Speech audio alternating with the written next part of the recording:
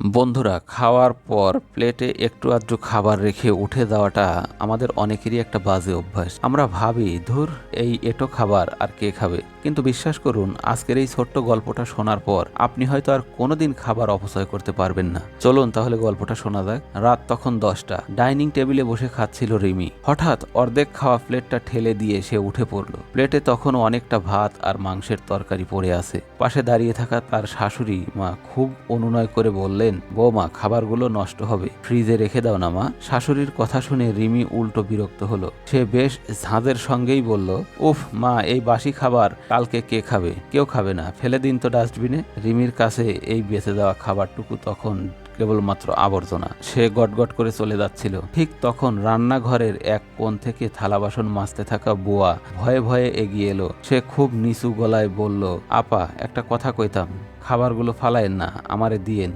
আমার ছোট পোলাডা আজ রাইতে গোস্ত দিয়ে ভাত খাইতে চাইছিল, কিন্তু গোস্ত কেনার সামর্থ্য তো আমার নাই। বুয়ার কথা শুনে রিমি দরজার কাছে থমকে দাঁড়ালো। যেন একটা বড় ধাক্কা খেলো সে।